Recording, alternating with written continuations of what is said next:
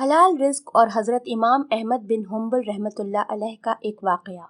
حضرت قاری طیب صاحب نے ایک واقعہ سنایا تھا کہ ایک مرتبہ حضرت امام شافعی نے حضرت امام احمد کو خط لکھا کہ بہت عرصہ ہوا آپ تشریف نہیں لائے، آپ سے ملاقات کو جی چاہتا ہے۔ حضرت امام شافعی رحمۃ اللہ علیہ استاد ہیں اور حضرت امام احمد بن حنبل ان کے شاگرد ہیں۔ حضرت امام شافعی کا قیام مصر میں تھا، اسی لیے وہاں شوافع زیادہ ہیں۔ جواب میں حضرت امام احمد حنبل رحمۃ اللہ علیہ نے فوراً اپنا پروگرام لکھ کر بھیج دیا کہ فلاں دن فلاں تاریخ کو آپ کی خدمت میں مصر میں حاضر ہو رہا ہوں۔ حضرت امام شافعی نے اپنے گھر والوں کو، اپنے ملنے جلنے والوں کو اور دوست احباب اور دوسرے علماء کو ان کے آنے کی اطلاع دی، پھر ان کی دعوت اور ان کے استقبال کا خصوصی اہتمام کیا اور لوگوں سے بتایا کہ اگرچہ وہ میرے شاگرد ہیں مگر وہ ایک بڑے امام ہیں، اللہ تعالیٰ نے ان کو بڑا مرتبہ عطا فرمایا ہے۔ چنانچہ جس دن ان کو پہنچنا تھا اس دن امام شافعی اپنے شاگردوں اور دوسرے علماء کو لے کر ان کے استقبال کے لیے شہر سے باہر تشریف لے گئے۔ اس وقت مصر کے جو بادشاہ تھے وہ بھی حضرت امام شافعی کے متقد تھے، وہ بھی امام صاحب کے ساتھ استقبال کے لیے چلے آئے اور پھر بادشاہ کے ساتھ ان کے ارکان دولت بھی، وزراء اور عمرہ بھی آ گئے۔ وقت مقررہ پر حضرت امام احمد بن حنبل پہنچ گئے۔ حضرت امام شافعی رحمۃ اللہ علیہ نے ان کا بڑا شاندار استقبال کیا اور پھر عزت و احترام کے ساتھ ان کو لے کر گھر پہنچ گئے اور ان کے لیے بہترین کھانے کا انتظام کیا۔ اس زمانے میں عام طور پر اولیاء اللہ اور بزرگوں کی شان یہ تھی کہ وہ کھانا بہت کم کھایا کرتے تھے اور رات بھر اللہ پاک کی عبادت کیا کرتے تھے۔ جب حضرت امام احمد بن حنبل کھانا کھانے بیٹھے تو دیر تک اس طرح کھانا کھاتے رہے جیسے کئی روز کے بھوکے ہیں۔ باقی لوگ کھانا کھا کر اٹھ گئے مگر وہ کھاتے رہے۔ لوگ بہت معتجب ہوئے کہ حضرت امام شافعی نے تو ان کی تعریف کی تھی کہ یہ بڑے اللہ والے ہیں اور بزرگ انسان ہیں، مگر یہ تو خوب پیٹ بھر کر کھانا کھا رہے ہیں۔ لوگوں میں اور گھر والوں میں ان کے بارے میں چمک گوئیاں ہونے لگیں، لیکن کوئی کچھ نہ بولا۔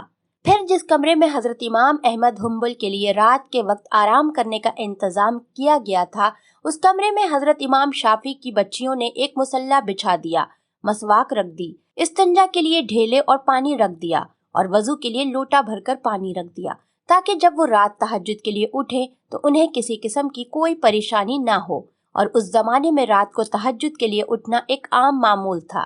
اللہ تعالیٰ بچائے کہ آج ہمارے زمانے میں یہ افسوسناک ماحول ہو گیا ہے کہ صبح 8 بجے اور 9 بجے اٹھنا ہمارا معمول بن چکا ہے۔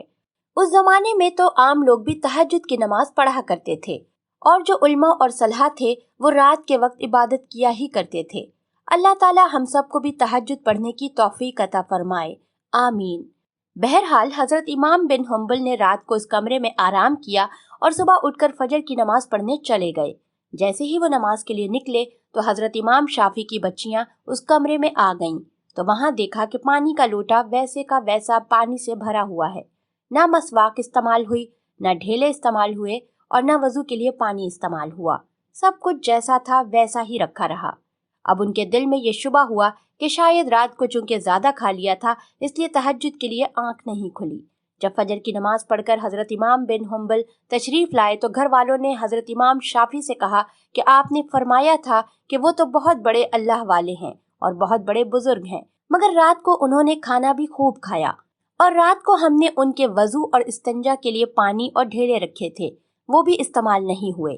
معلوم ہوا کہ رات کو تہجد کی نماز بھی نہیں پڑھی۔ اب حضرت امام شافعی رحمۃ اللہ علیہ کو بھی تشویش ہوئی، لہٰذا انہوں نے حضرت امام احمد بن حنبل کو بلایا اور تنہائی میں لے جا کر ان سے پوچھا کہ اس طرح کی باتیں سننے میں آ رہی ہیں، اور جس کمرے میں آپ کے لیے سونے کا انتظام کیا گیا تھا اس کمرے میں آخری شب میں استعمال کے لیے جو چیز رکھی گئی تھی وہ بھی استعمال میں نہیں آئی، کیا بات ہوئی؟ کیا یہاں سے جانے کے بعد آپ کے مزاج میں کچھ تبدیلی آ گئی ہے؟ حضرت امام احمد بن حنبل نے فرمایا کہ حضرت میرے بارے میں جو باتیں ہو رہی ہیں وہ درست نہیں ہیں، بلکہ بات کچھ اور ہے۔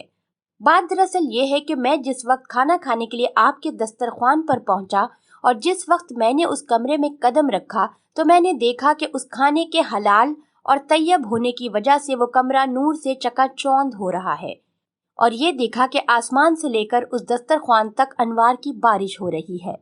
جب میں نے یہ صورتحال دیکھی تو میں نے سوچا کہ شاید اس سے زیادہ حلال اور طیب کھانا مجھے زندگی میں نہیں ملے گا، لہٰذا جتنا بھی زیادہ سے زیادہ اس کو کھایا جا سکے کھا لیا جائے، اسی لیے کہ اس کھانے کا ذرہ ذرہ ایمان کو اور دل کو روشن کرنے والا ہے۔ اس لیے مجھ سے جتنا زیادہ سے زیادہ کھانا کھایا جا سکا میں نے کھا لیا، اور میں نے یہ نہیں دیکھا کہ کون کتنا کھا رہا ہے اور کون میرے بارے میں کیا سوچ رہا ہے۔ جہاں تک مجھ میں کھانے کی سکت تھی میں کھاتا گیا، اور پھر حلال کھانے سے بدہضمی بھی نہیں ہوتی، بلکہ وہ سریع الہضم ہوتا ہے۔ وہ اندر جا کر جزوِ بدن بن جاتا ہے اور روح کو منور کرنے کا ذریعہ بن جاتا ہے۔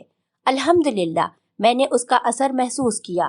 کھانا کھانے کے بعد نہ تو مجھے بدہضمی ہوئی نہ مجھے کوئی تکلیف ہوئی۔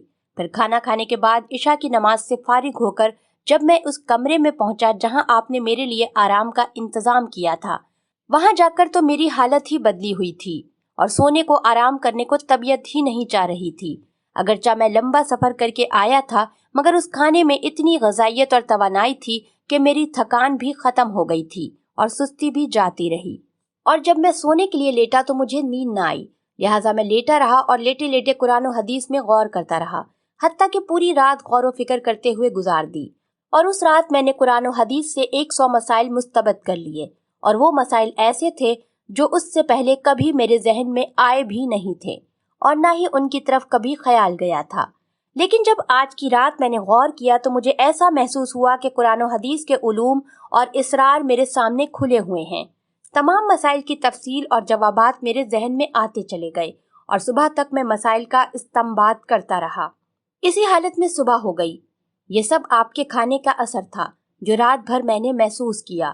اسی لیے تہجد کے وقت نہ تو لوٹا استعمال کرنے کی ضرورت پیش آئی اور نہ مسواک کرنے کی ضرورت پیش آئی، اور وہی عشاء کا وضو میرے لیے فجر میں کام آیا۔ یہ سن کر حضرت امام شافعی رحمۃ اللہ علیہ نے پھر اپنے گھر والوں کو حقیقت حال بتائی، اور جو لوگ ان کے بارے میں غلط قسم کی باتیں کر رہے تھے ان سے کہا کہ تم نے ان کی شان میں گستاخی کی ہے، لہٰذا ان سے معافی مانگو۔ ان کا تو یہ حال ہے۔ حاصل، واقعی ہمارے اندر جو دین کا جذبہ نہیں ہے اور دین کی طرف میلان نہیں ہے، جبکہ ہم جانتے ہیں کہ دین برحق ہے اور آخرت برحق ہے اور ہمیں آخرت کی طرف متوجہ ہونا چاہیے، پھر بھی دل اس طرف نہیں آتا۔ اس کی وجہ یہ ہے کہ ہماری غذا میں مشتبہ غذا کا بڑا دخل ہے، اسی لیے ہم حرام اور مشتبہ غذا سے بچنے کی کوشش کریں، خود بھی بچیں اور اپنے گھر والوں کو اور اپنے بچوں کو بھی حرام اور مشتبہ غذا سے بچائیں، کہ کسی کے پیٹ میں حرام اور مشتبہ غذا نہ جانے پائے، ورنہ اس کے وبال سے نہ بچ سکیں گے۔ اللہ تعالی ہم سب کو حلال و طیب روزی عطا فرمائے اور حرام غذا سے ہم سب کی حفاظت فرمائے۔ آمین یا رب العالمین۔